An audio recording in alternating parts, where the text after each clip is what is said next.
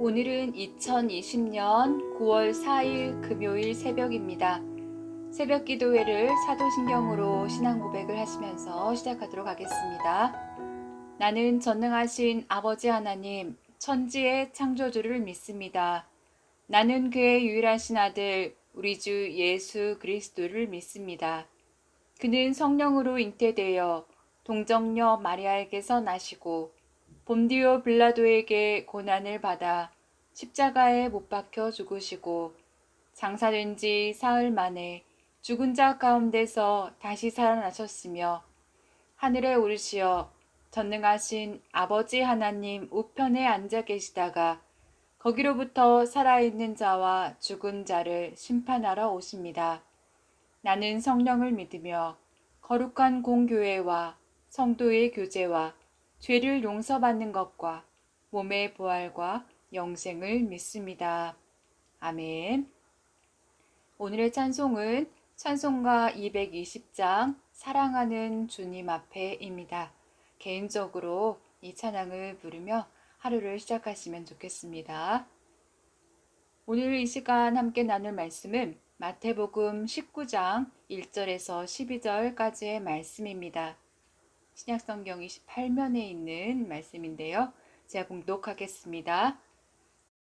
예수께서 이 말씀을 마치시고 갈릴리를 떠나 요단강 건너 유대 지경에 이르시니 큰 무리가 따르거늘 예수께서 거기서 그들의 병을 고치시더라. 바리새인들이 예수께 나와 그를 시험하여 이르되 사람이 어떤 이유가 있으면 그 아내를 버리는 것이 옳으니이까? 예수께서 대답하여 이르시되 사람을 지으신 이가 본래 그들을 남자와 여자로 지으시고 말씀하시기를 그러므로 사람이 그 부모를 떠나서 아내에게 합하여 그 둘이 한 몸이 될지니라 하신 것을 읽지 못하였느냐.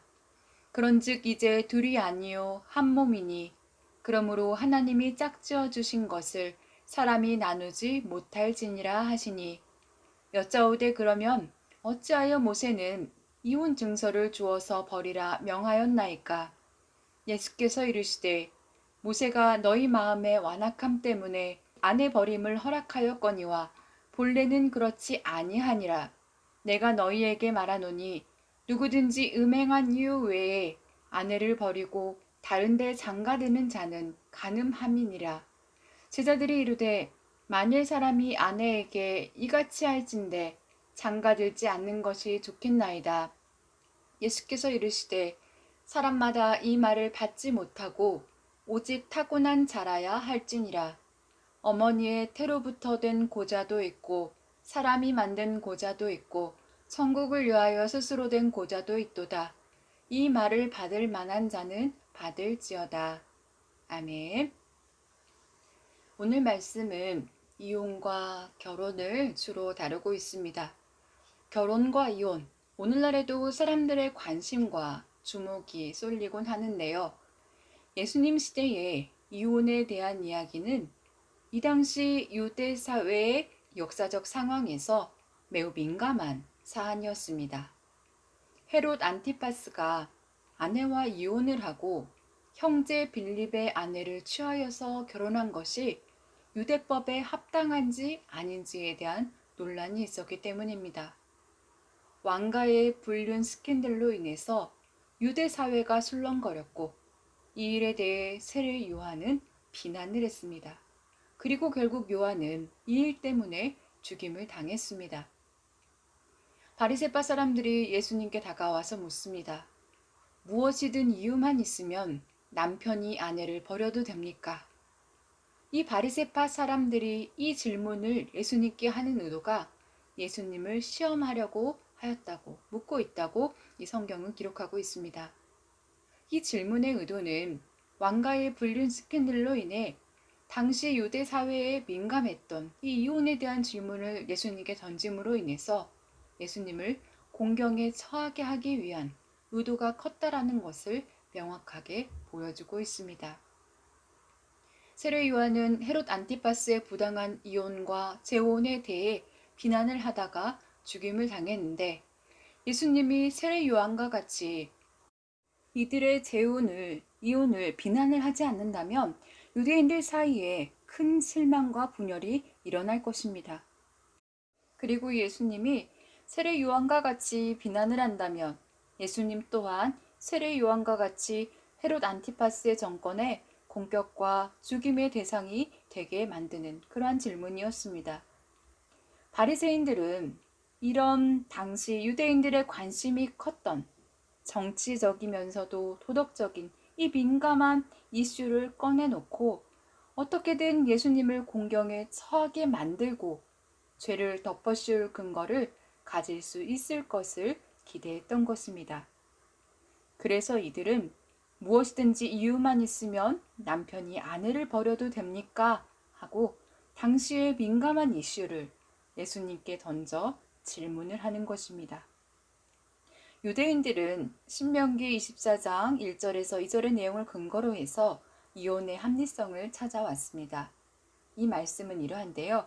사람이 아내를 맞이하여 데려온 후에 그에게 수치되는 일이 있음을 발견하고 그를 기뻐하지 아니하면 이혼 증서를 써서 그의 손에 주고 그를 자기 집으로 내보낼 것이요. 그 여자는 그의 집에서 나가서 다른 사람의 아내가 되려니와 라고 기록되어 있습니다. 남편이 아내와 이혼하고자 할 때에는 아내에게 이혼 증서만 주면 가능했습니다. 이 증서를 통해서 합법적으로 이혼이 가능했고 또한 재혼을 할 수 있는 권리가 주어졌습니다. 그러나 유대인들에게 있어 이혼의 권한, 이혼을 요구할 권한은 남편에게만 있었습니다. 그래서 혼인 관계는 오직 남편 쪽에서만 취소할 수 있었습니다. 예수님 당시 유대인들 가운데는 이 신명기 말씀과 관련해서 두 종류의 이해가 공존했었습니다. 샴마이 학파는 이 이혼 사유에 해당하는 수치스러운 일을 성적인 부도덕한 일로 한정을 지었습니다. 그러나 힐렐 학파는 남편을 수치스럽게 만들 수 있는 일을 광범위하게 포함시켰습니다. 이혼이 가능한 수치스러운 일에 대해서는 공정한 판결도 없이 남편의 일방적인 판단으로 가능했습니다. 심지어는 실수로 음식을 태운 것까지도 이혼 사유에 포함되었던 것입니다. 그래서 남편이 이혼을 원할 경우 너무 쉽고 또 자의적으로 아내의 수치스러운 일을 찾아내어 합법적으로 이혼을 하는 것이 당시에 가능했던 것입니다. 그러나 바리새인들은 이혼 사유에 대해 두 관점 중에 어느 것이 더 옳은지를 묻는 것이 아니었습니다. 유대 사회의 핫 이슈였던 헤롯 안티파스의 이혼과 재혼이 적법한 것인지를 지금 물으면서 예수님을 함정에 빠뜨리려 하고 있는 것이었습니다. 바리새인들의 질문과 의도, 이 공경에 처하기 원하는 이들의 계약을 아시는 예수님은 이들의 이혼이 합당치 않은 이유를 창조 질서의 원리를 언급하시면서 말씀하십니다. 그 원리는 창세기 1장 17절과 2장 24절을 인용한 말씀인데요. 그래서 결혼은 하나님의 창조 섭리하에 이루어지는 것이므로 하나님의 뜻이 지켜지는 것이 중요하다고 예수님은 말씀하십니다. 예수님은 5절을 통해 결혼은 둘이 한 몸이 되는 것이다 라고 말씀하시는데요. 한 몸이라는 표현은 결혼한 남녀가 단순히 성적인 결합을 넘어서서 인격적인 하나됨을 또한 의미합니다. 이는 결혼이 인간의 의도나 사회적 관습 이상의 깊은 뜻을 가지고 있음을 암시하는 것이기도 합니다. 그리고 6절에 하나님이 짝지어 주신 것을 사람이 나누지 못할지니라 라고 말씀하시는데요. 짝지어 주신이라는 단어는 함께라는 의미의 전치사와 멍에를 씌우다 라는 의미의 동사의 합성어입니다. 그래서 짝지어 주다라는 이 단어의 기본 의미는 동물에게 멍에를 함께 씌우다라는 그러한 뜻에서 이 말이 왔습니다. 이 단어는 예수님 당시의 결혼 관계를 비유적으로 나타내는데 그런 뜻하는데 사용되는 단어였습니다. 그러면서 결혼은 하나님이 남자와 여자에게 한 멍에를 씌워 묶는다는 의미를 갖습니다. 그리고 나누지 못할지니라 라고 우리말에 번역된 단어는 3인칭 명령형입니다. 우리말에는 나누지 못할지니라 라고 부드럽게 번역하고 있지만 명령형으로 이 문장을 직역하면 사람이 나누지 말라가 됩니다. 그러므로 6절 말씀은 하나님께서 한 멍에를 씌워 함께 묶어주신 남녀를 사람이 나누지 말라라는 말씀입니다. 하나님 앞에서 부부가 인생의 수고의 짐을 함께 나누어지고 가는 것이 결혼인데 사람이 함부로 이를 훼손시키고 깨트리지 말라고 하시는 의미가 담겨 있습니다. 조금 전에 유대 사회의 이혼은 오직 남편의 요청에 의해서만 가능하다고 말씀드렸습니다. 유대 사회의 기혼 여성은 남편의 불륜이나 외도, 폭력에도 이혼을 청구할 권리가 없었습니다.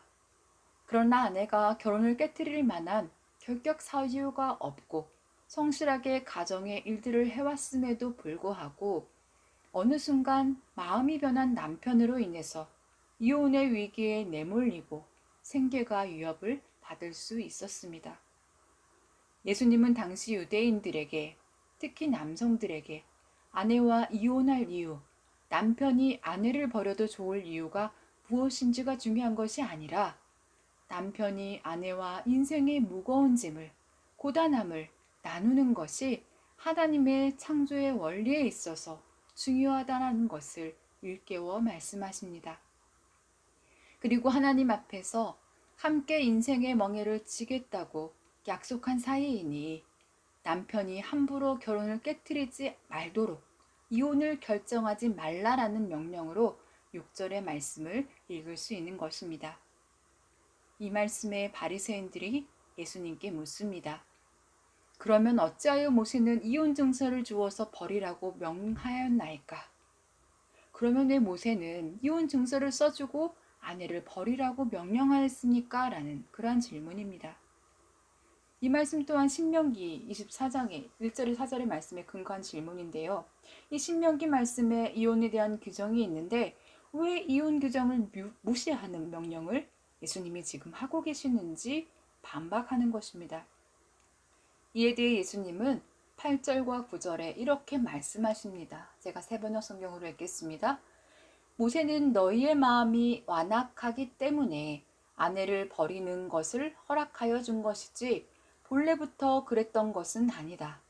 내가 너희에게 말한다. 음행한 까닭이 아닌데도 아내를 버리고 다른 여자에게 장가드는 사람은 누구나 간음을 하는 것이다. 유대인들 중에는 별 이유 없이 무책임하게 아내를 버리고 다른 여인들과 사실혼 생활을 하는 사람들이 있었습니다. 이런 상황에 버림받은 아내는 결혼한 상태이니 친정으로도 돌아갈 수 없고 다른 남자와 새로운 삶을 계획할 수도 없고 생애 큰 위기에 처하게 되었습니다. 모세는 이런 아내들이 살 길을 마련해주는 차원에서 이혼 증서를 써주도록 한 것입니다. 남편에게서 이혼 증서를 받은 여인은 재혼이나 새로운 삶을 시작할 그런 합법성을 유대 사회에서 가질 수 있었기 때문입니다. 모세 시대의 당시로서는 남편에게 버림받는 여성을 배려해주는 파격적인 법이었는데요. 그러나 문제는 이 법이 유대인들에게 남용되는 데 있었습니다. 오늘날처럼 재산권이나 양육권이 인정되는 그러한 사회가 아니라 남편이 아내의 실책을 만들어서 작성한 이혼 증서 한 장에 이 여인의 삶이, 이 가정의 운명이 바뀌는 이러한 상황 속에서 이 법은 어찌 보면 여인의 지위를 또 새로운 삶을 보장해 줄 수 있는 그러한 법이었습니다. 예수님은 바로 이런 유대인들의 결혼과 이혼 제도의 상황 속에서 오늘의 가르침을 주고 계십니다. 아내가 음행한 까닭 외에는 남편이 아내의 실책을 근거로 이혼 증서를 써줌으로써 아내를 버리는 합법함을 찾으려 하지 말라라는 것입니다. 그리고 이혼 증서 한 장에 아내를 함부로 버리고 다른 여인과 재혼하는 것은 가늠한 것과 같다라는 극단적인 말씀을 하십니다. 그러자 제자들이 예수님께 이렇게 말합니다. 남편과 아내 사이가 그러하다면 차라리 장가들지 않는 것이 좋겠습니다. 결혼에 대한, 이혼에 대한 예수님의 원론적인 말씀이 부담스러워서인지 제자들은 남편과 아내의 관계가 그러해야 한다면 차라리 결혼하지 않는 것이 좋겠습니다. 라고 하지요. 당시 이혼이 매우 빈번했던 것을 감안해 본다면 지금까지 익숙했던 유대인들의 관행을 벗어나서 가정에서 아내와 함께 수고의 무거운 짐을 나누어 지고 그 가정이 깨어지지 않도록 남편으로서 이혼을 결정하지 않기 위한 노력이 상당히 이들에게 부담으로 다가온 것 같습니다. 차라리 결혼을 하지 않고 가정에 매이지 않고 자유롭게 남녀의 만남을 가지는 것이 죄를 짓지 않는 것이 아닐까라고 이들은 또한 생각했던 것 같습니다. 예수님은 제자들의 말을 듣고서 이렇게 대답하십니다. 그것은 아무나 할 수 있는 일이 아니다. 다만 하나님께서 허락하신 사람만이 할 수 있다. 결혼도 가벼운 일이 아니듯이 성적인 유혹과 음행에 빠지지 않는 독신의 삶도 결코 가볍게 생각할 일이 아니라는 것입니다. 오늘 우리는 본문을 통해 예수님이 결혼과 이혼, 독신에 대해 하신 말씀을 그 시대적 상황과 배경 속에서 가진 의미를 생각해 보았습니다. 그러면서 단순히 문자 그대로 예수님은 결혼을 한 사람은 이혼을 해서는 안 된다고 말씀하시는 것이 아니라는 것을 알 수 있었습니다. 또한 결혼이나 미혼 중에 어느 것이 더 좋은지 가치를 판단하시지도 않으셨다라는 것을 알 수 있습니다. 결혼 상태에 있는 것만이 하나님의 창조 질서를 따르고 있는 것이고 이혼 상태에 있다고 또는 미혼이라고 하나님의 질서에 어긋난 삶을 살고 있는 것도 아닙니다. 결혼 중에 있든지 이혼을 했든지 미혼이든지 하나님 앞에서 사람 앞에서 저마다 삶에서 지켜나가야 할 성결함과 정직함이 있어야 하는 것입니다. 결혼이든 이혼이든 미혼이든 자신이 선택한 삶에 있어서 자신의 삶을 죄 가운데 빠지지 않도록 하며 성결함을 지켜나가면서 타인을 인격적으로 존중하며 배려하는 책임의식이 무엇보다 필요하다라는 것을 오늘 말씀을 통해 생각해 보게 됩니다.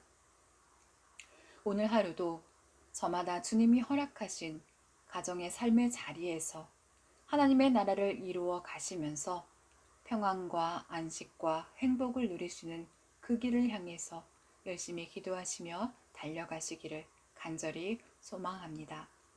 함께 기도하겠습니다. 사랑의 하나님, 우리의 가정이 하나님이 원하시는 작은 천국이 되기를 원합니다. 우리의 가정을 향하신 하나님의 뜻은 한결같은 줄 압니다. 그러나 인생의 여러 가지 뜻하지 않는 역경들 속에서 우리의 가정이 사랑과 신뢰와 평화와 안정감을 누리는 복된 터전으로 지켜나가는 일이 너무도 어려울 때가 많습니다. 저마다의 삶의 어려움 속에서 신실하게 주님을 향해 기도드리며 주님의 뜻을 구하는 모든 이들에게 참된 지혜와 용기와 평안을 허락하여 주시옵소서. 결혼 중에 있든지 이혼 중에 있든지 미혼 중에 있든지 어떤 상황에서도 하나님을 기쁘시게 하는 성결하고 신실한 삶의 모습을 우리가 잊지 말게 하시고 하나님의 뜻을 이루어가는 기쁨이 있는 삶을 오늘 하루도 살게 하옵소서. 예수님의 이름으로 기도드립니다. 아멘. 오늘 함께 기도할 제목입니다. 첫 번째로 우리 가정이 하나님의 나라가 되도록 인도하시고 회복시켜 주소서. 두 번째로 코로나19로 어려움 중에 있는 이들과 병 중에 있는 환우들을 도와주소서. 세 번째로 새로운 담임 목사님을 모시는 청빙 과정을 주님이 인도하시고 청빙위원들에게 더욱 지혜와 분별을 주소서. 주님 가르쳐 주신 기도를 들으신 후에 함께 이 기도 제목으로 기도하기를 원합니다. 주님 가르쳐 주신 기도 드리겠습니다. 하늘에 계신 우리 아버지, 아버지의 이름을 거룩하게 하시며 아버지의 나라가 오게 하시며 아버지의 뜻이 하늘에서와 같이 땅에서도 이루어지게 하소서. 오늘 우리에게 일용할 양식을 주시고 우리가 우리에게 잘못한 사람을 용서하여 준 것 같이 우리 죄를 용서하여 주시고 우리를 시험에 빠지지 않게 하시고 악에서 구하소서. 나라와 권능과 영광이 영원히 아버지의 것입니다. 아멘.